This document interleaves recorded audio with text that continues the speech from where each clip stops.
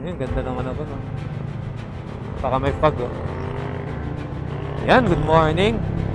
Kakamping ulit tayo ngayon. Biglang intro, eh, no? Ihatid ko muna yung si Mrs. sa kanyang work. And dediretso tayo sa campsite after. So, maaga tayo ngayon. Right now it's 8 a.m. And actually gusto ko tong campsite na to dahil bihira yung ganitong campsite na maaga yung pwede ka mag-log-in. So, or mag-check-in. Kaya masaya yung ganun. Kasi marami ka pang time. So, pag setup mo, marami ka pang time para magpahinga. Unlike kasi ng mga ibang campsite, mga 4 p.m., 2 p.m., super late na. Parang wala ka ng time. Pag setup mo, parang konting time na lang, kailangan mo na magluto for dinner. Pero yung ganito, yung medyo mas may time ka pa para mag-swimming. So, ngayon pala ang plan natin is riverside camping. So, may time tayo para mag-swimming ng sandali. And hopefully maganda yung campsite. So, yung campsite natin is yung River Ranch ng Satanay. And sana ma-enjoy natin yung camping this time. Buti na lang. Sana hindi umulan. Para hindi tumaas yung ilog. Maganda dun sa campsite na yun, walang river crossing. Kaya hindi natin kailangan tumawid. Bye-bye. Pinaka-point naman kasi talaga ng camping is yung figuring out kung ano yung mga challenges na na-encounter mo sa habang nagka-camp. So, kasama yun sa mga challenges and bawat camping iba't ibang experience. Kaya yun yung nakaka-excite kasi hindi mo alam kung ano yung may encounter mo. Daan muna tayo sa Dali kasi hindi tayo nakabili ng tubig.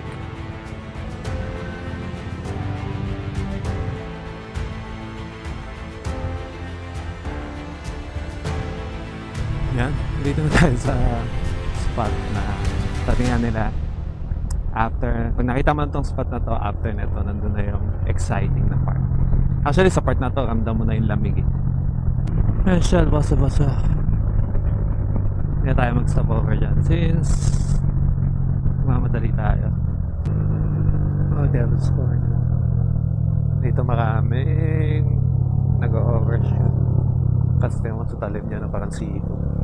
So, meron tayong kaunting off-roading. Medyo maputik. Madalas mukhang di pa sementado ang daan dito. Makikita nyo yung putik.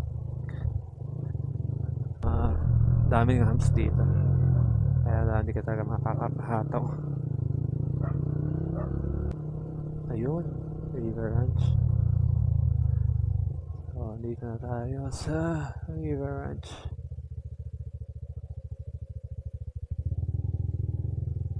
Ay, mga manok. Farm na farm talaga. Oh. Sheesh. Mga kambing sila. Ayan o. Farm na farm.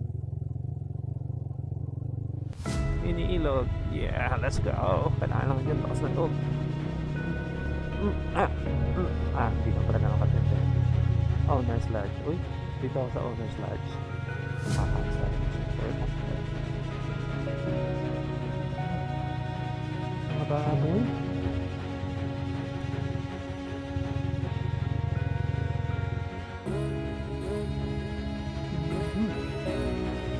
Hello po. Yes po. Hindi, actually, titingin lang ako ng magandang spot pa. Maghahanap pa ako.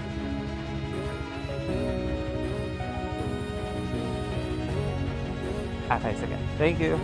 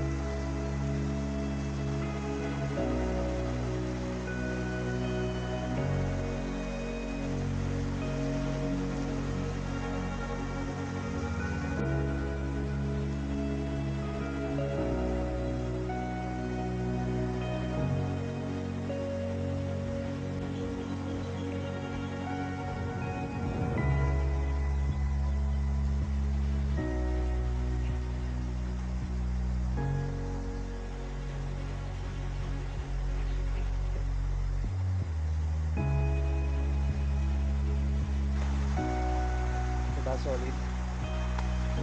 Actually, doon dapat ako pwesto kaso may mga nagdamdao, saka may mga nagpapatugtog. So, alam nyo na, baka makaka-copyright. Kaya, dito tayo sa may puno. Okay din naman dito, may puno. Medyo mahirap lang tumawid dun sa deep. Pero, sulit naman.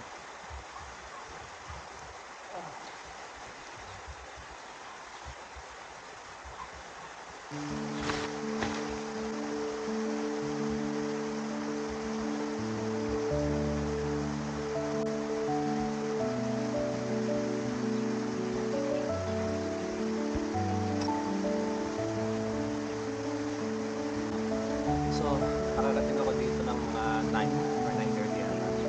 And ngayon mag-set up na ako.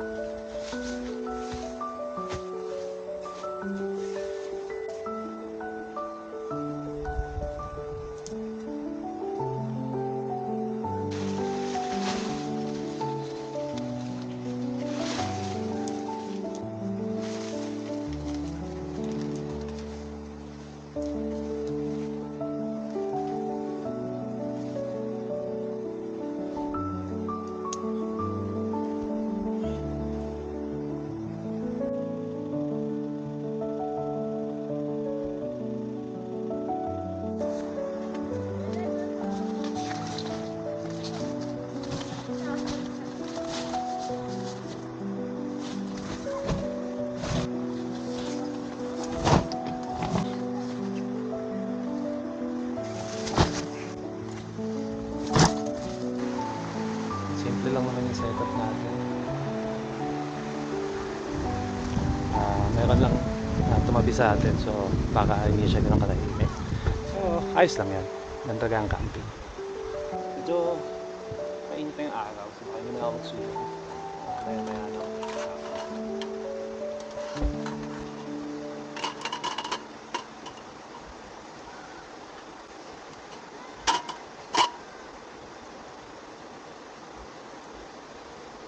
So yan, medyo mainit na. So, gagamitan natin ng pinagbabawal na technique. So, ito yung Aura Share. I think K200 something. So, ano ito? Yung electric fan, pero pwede ko siyang ilagay sa waist. So, up to 5 speed.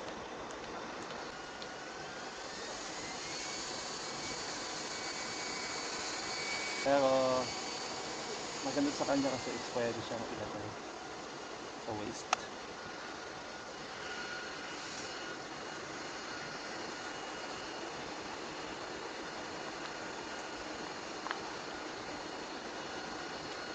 Yan.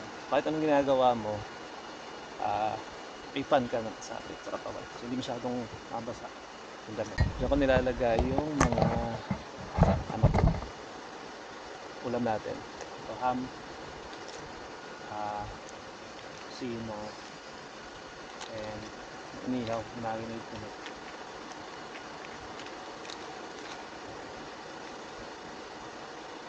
Sinama ko na rin yung mga drinks para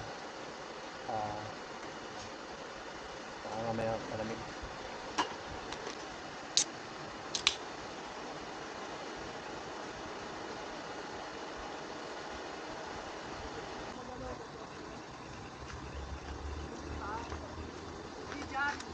Pag-igib tayo.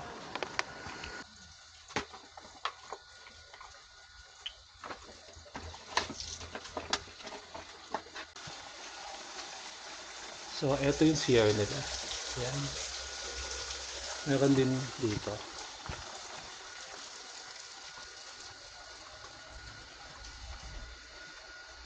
Okay naman. Quality. Madami yan. Meron din silang patong.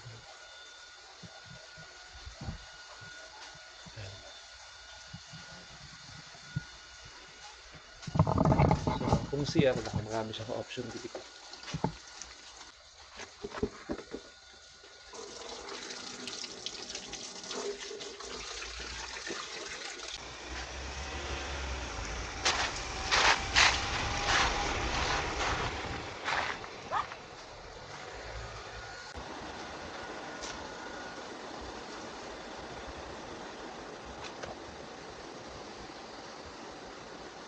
Ayan, may mga tao na. And magluluto tayo. Since gutom na ako. Magluluto tayo ng ating lunch. So, ito yung ating kitchen. Ayan. Yung ating rice. Sugar. So, kung una nating lutuin is yung ating mga condiments.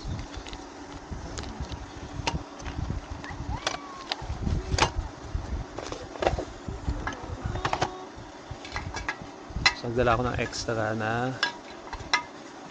stove. Parang wala na yata rin naman.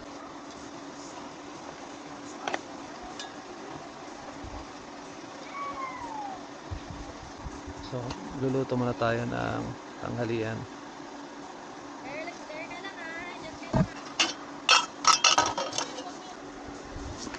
Ito lang yung kahanin kong dala kasi hindi na ako malakas sa kahanin. Dito buhay natin na natin. Since dinner ko din naman mamaya. Yan.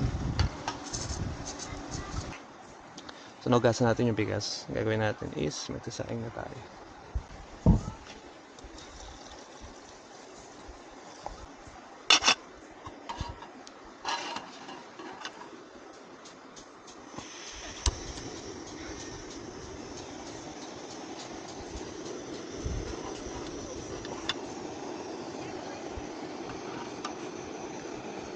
Medyo malakas na yung hangin. So, lagyan natin ng windscreen.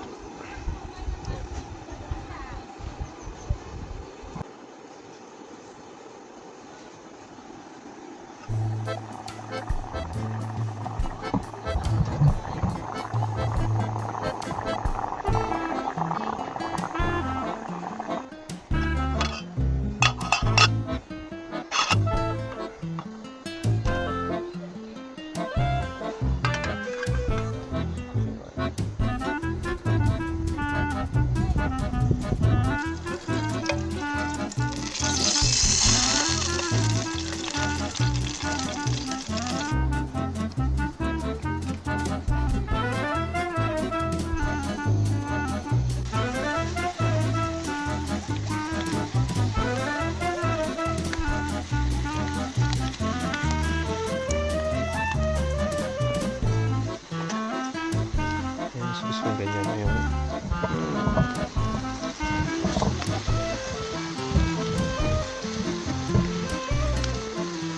kasi na lang din ako kumain sa tal. Ano lang din gawin kong plato. So, pwede na yan. So, gusto kasi yung sauce niya. So, gagawin, yun na rin siya gagawin ng plato.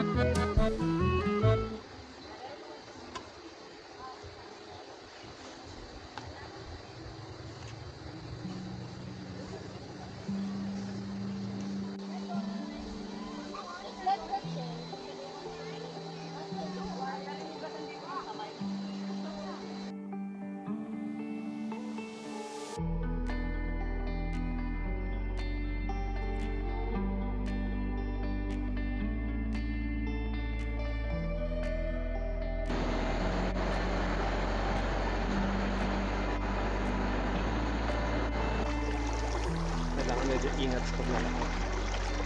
Kasi pag inaanod ang tsinelas, uuwi tayong nakapaa.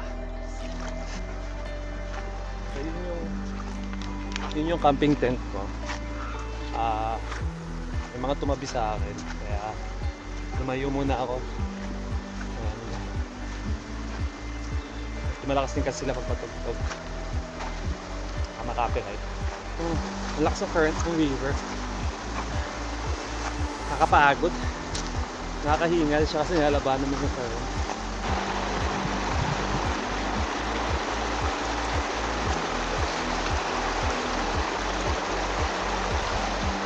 Ay. Masaya naman. Maganda yung ilog nila. Kumbaga, nature na nature. Ako, galing pa yun dun sa bundok. Enjoy ko muna yung ilog. Kamaya na tayo. Magkita ulit.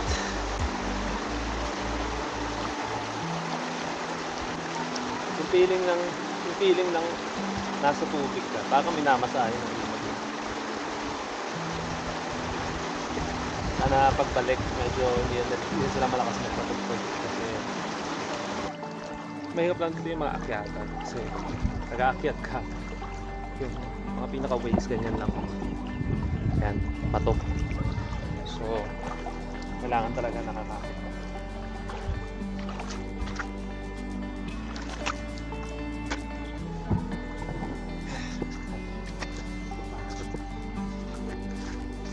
Nililigo na ako dyan.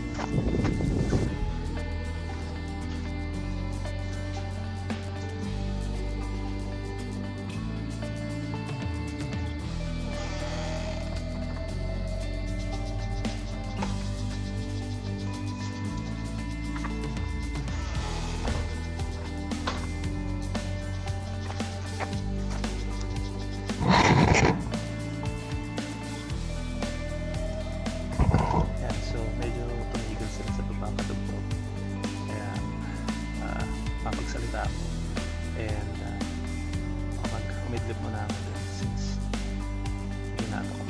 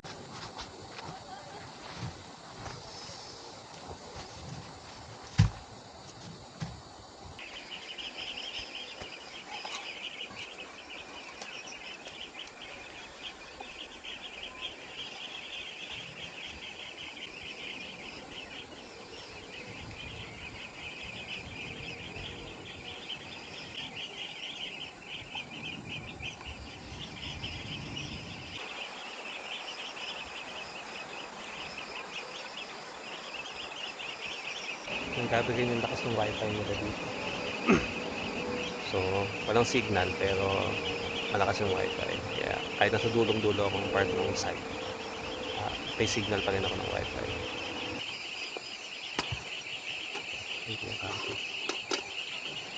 yung camping lights natin. Sobrang useful ng mga to. Kasi sa sobrang tagal ng lifespan nila. Yung battery nila.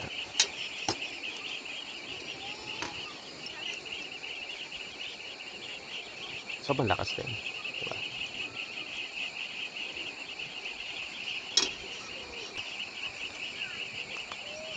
Christmas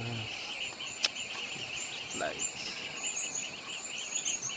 Ito natin to.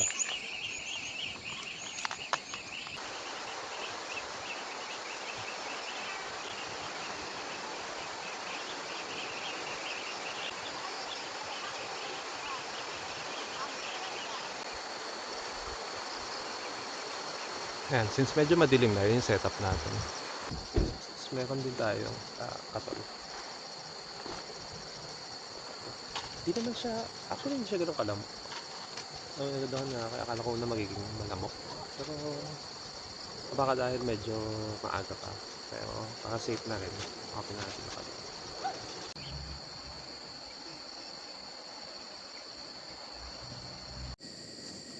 Yan. So, mag-iyaw na tayo.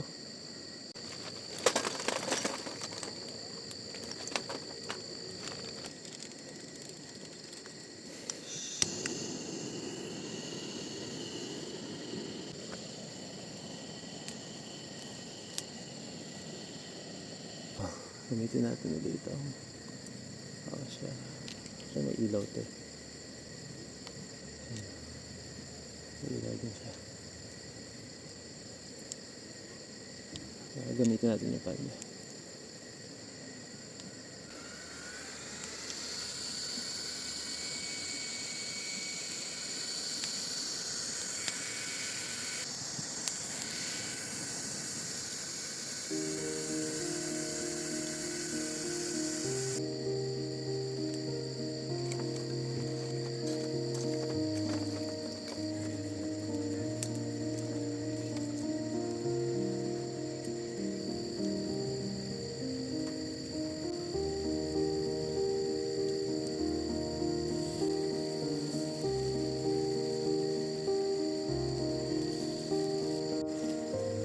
Ayan na naman siya, umapoy na naman. Kaya ginilid ko na lang para hindi masunog.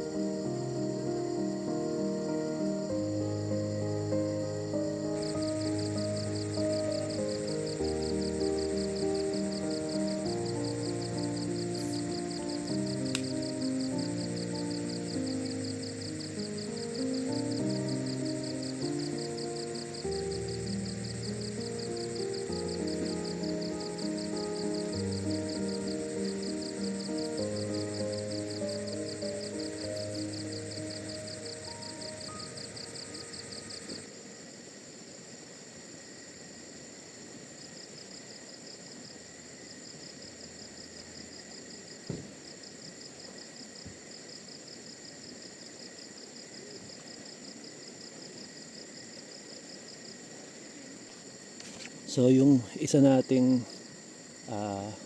pork is naging kandila na siya.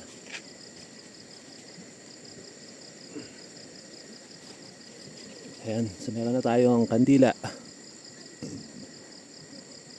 Hindi ko alam kung paano ko papatayin to.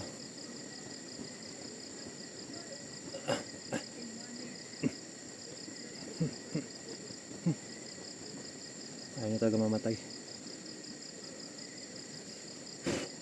Yun, niipang ko lang birthday.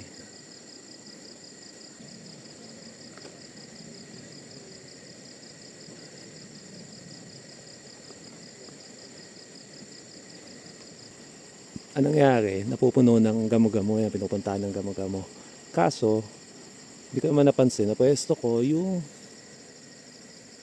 sa ilalim. So, anong nangyari? Ayan silang lahat. Nagsipatayan sila. Kasi yung katol, nasa ilalim ng ilaw na maraming gamo-gamo. So, ayan.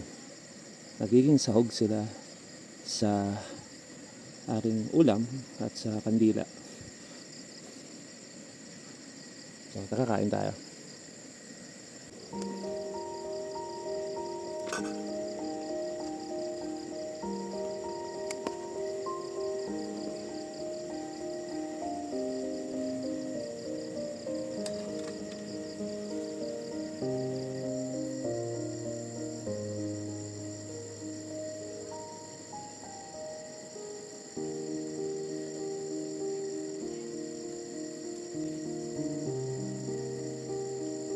Ano naman yun?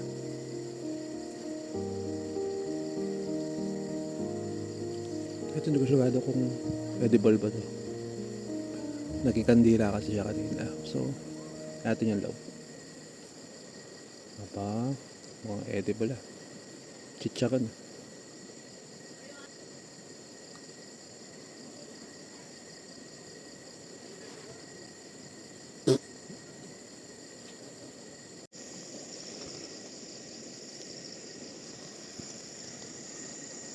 So, medyo maaga tayo natapos kumain. Mga alas 7 pa lang yata. So, hugas tayo ng pinggan.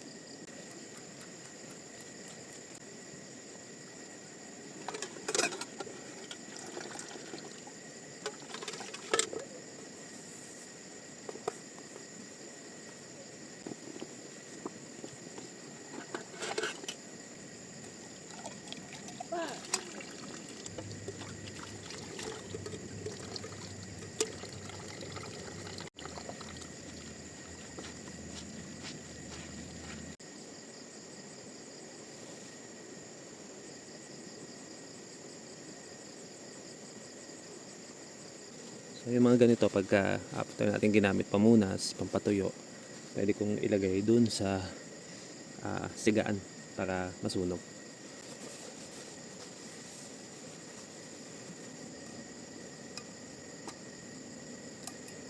After mag-camping, bago nyo ipak yung mga gamit nyo, make sure na sobrang tuyo. Kasi napaarawan, kundi man na ganito yung napunasan, napahanginan. Kasi ang prone niya sa amag.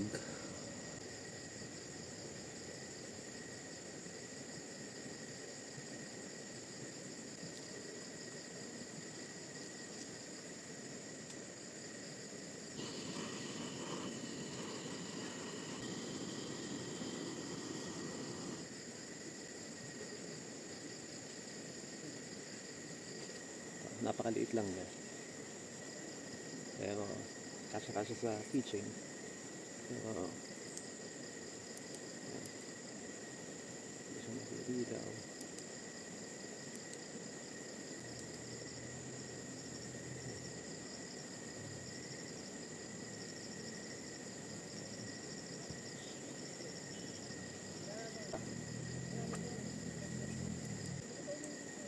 Solid. Sa Shopee lang to, parang 180 plus yata.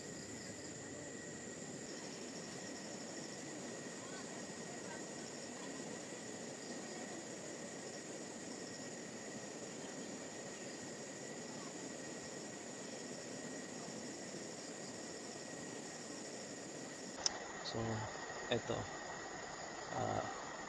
Ang oras share, pwede mo siya mag-charge. So, kapag pwede na yung phone mo, pwede ka kumuha ng battery. 51% pa siya. So, tulog na tayo.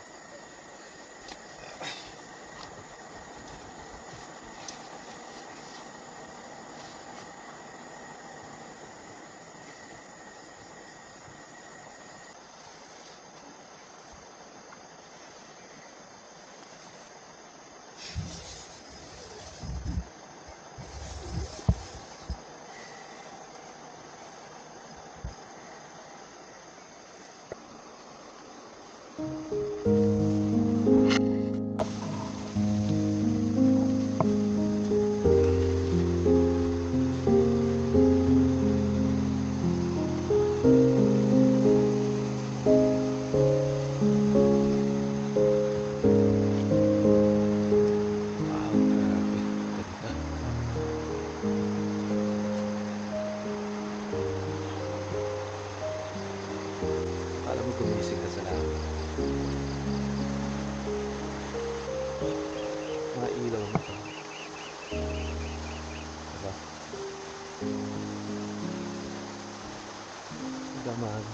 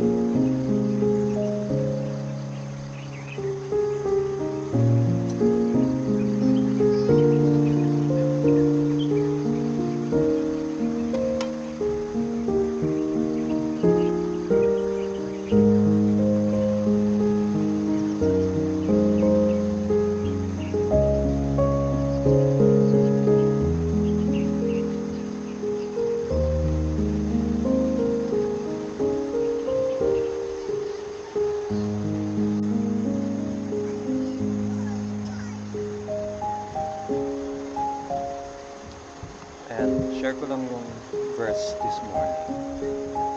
Sabi rito, Philippians 4:8. Finally, brothers, whatever is true, whatever is honorable, whatever is just, whatever is pure, whatever is lovely, whatever is commendable, if there is any excellence, if there is anything worthy of praise, think about these things.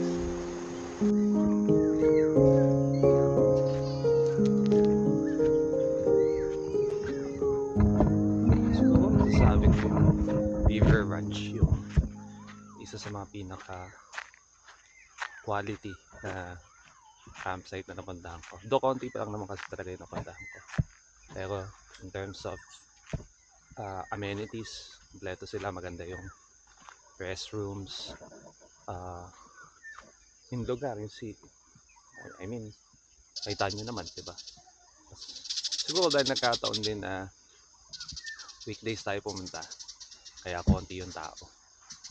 Then yung klima niya, hindi siya siyempre kasing lamig ng pag kayong nandun sa high altitude area, so yun sa taas ng bundok. Pero hindi naman din siya ganun kainit. So, pero quality talaga. Maganda yung lugar. So, baka bumalik kami dito. Sama ko naman si Macy, so kaya yung mga bata.